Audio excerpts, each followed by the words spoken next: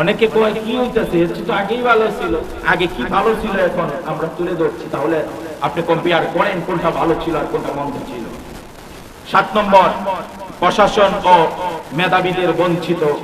প্রশাসন প্রশ্নপত্র পাস আর মেধাবীদের বঞ্চিত। আপনার বুকে হাত দিয়ে বলেন, পারছেন আপনার কোন মেধাবী ছেলেকে মেডিকেল কলেজে ভর্তি করাছে? মামু, খালু, চাচা, ভাই, এমপি, মন্ত্রী, অমুক সংগঠন, তমুক সংগঠন, অমুকের নেতা, অমুকের শালী, অমুকের ভাতিজার ঘরে, নাতির ঘরের, পুতির ঘরের, এই ঘরের সেই ঘরের না দিয়ে সব মেডিকেল দখল। আপনার ছেলেকে ডাক্তার বানাইতে হলে 1 কোটি টাকা খরচ করতে হবে। এটা মেধাবীদেরকে বঞ্চিত করা হচ্ছে। আর বিসিএস এর প্রশ্ন পাস, সুবহানাল্লাহ। আমি আশ্চর্য হই, আরে ড্রাইভার রে ধরে লাভ কি?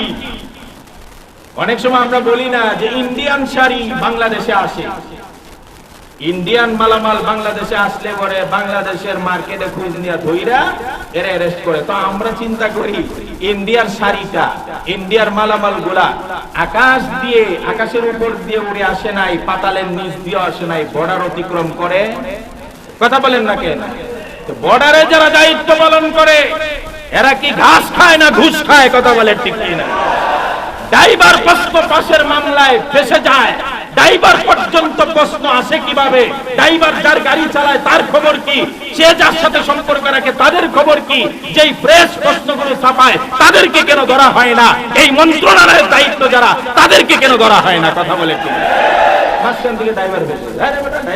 ড্রাইভার পর্যন্ত আসছে কেন? ড্রাইভার কি ওই জায়গায় যেতে পারে না? কথা বুঝে না।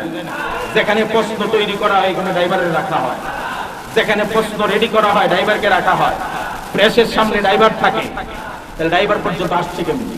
এই অনেকগুলো ধাপ অতিক্রম করে আসছে। সুতরাং এই ধাপের একজনকে তো ধরা হলো।